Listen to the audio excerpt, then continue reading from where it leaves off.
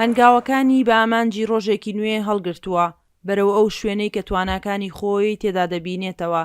نیروس خەڵکی کۆبانەیە و ماوەی 8 ساڵە لەگەڵ خێزانەکەی لە کەمپی باریکە نیشتەجێیە. لە ناو زەحمەتیەکانی ژیانی کۆچبەری دەواازەیەکی لەگەڵ میکر سپەیس بۆ خولیاکانی دۆزیوەتەوە و لەگەڵ چەندین ژنی تر بەیەکەوە کار دەکەن. نۆ دێمە لێرە سیستەرهود تقریبا دەوامی لێرە ساعت 9 حتا سێ بوو 3 ساڵ من ئیشی کاندڵ ئەەکەم. هەورێکی من هەبوو فێرم کرد چۆن دروست بکەم. زۆر حەزم لە مهنەتایە من کاتی لێرەمە من ئەحساس نەکەم من لە ئیشم ئەحساس دەکەم شتێکی من جوانە بۆ من یعنی من دروست ئەەکەم. میکر سپەیس پرۆژەیەکە بۆ کەمنشینانی باریکە کە لەلایەک ژنانی بەهرەمەند توانەکانیان لە بوارە جیاوازەکاندا دەخەنە گەڕ و لەلایەکی ترەوە بۆتە فێرگەیەک بۆ ئەو ژنانەی لە کەمپەکە خولیایی فێربوونیان هەیە. ئەم وەرشەیە چەندین بەش لە خۆی دەگرێت لە بوارەکانی درومان، دروستکردنی مۆم، فەخفوری و گوڵسازی. لە ئێستاشدا خولێک هەیە بۆ فێربوونی زاراوەی سۆرانی.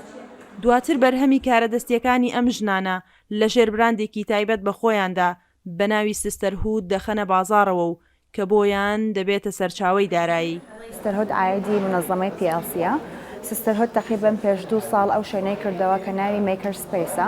شوێنێک و کۆمیونیتی وایە بۆی ژنەکانی کەمپی باریکە بێنە ئێرە جەوێ بگۆڕن، خەڵک ناسنەوە، فێریشتی تازە بن.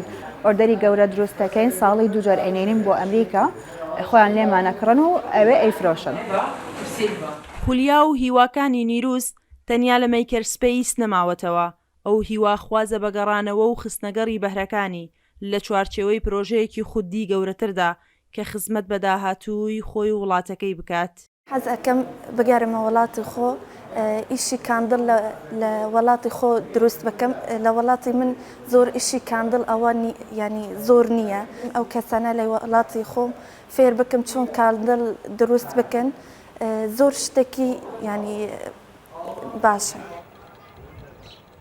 لە ژیانی ناو کەمپی بێبەشبوو لە بەشێکی زۆر لە مافە سەرەتاییەکانی ژیان و خراپی باری ئابووری و کۆمەڵایەتی میکر سپەیس بۆتە پەناگەی ڕەوانەوەی بەشێک لە خەمەکانی ئەو ژنانە و هاوکات سەرچاوەیەکی بچووکی دارایی و بژێوی ژیانیان. سنوور کەریم، دەنگی ئەمریکا، سلێمانی.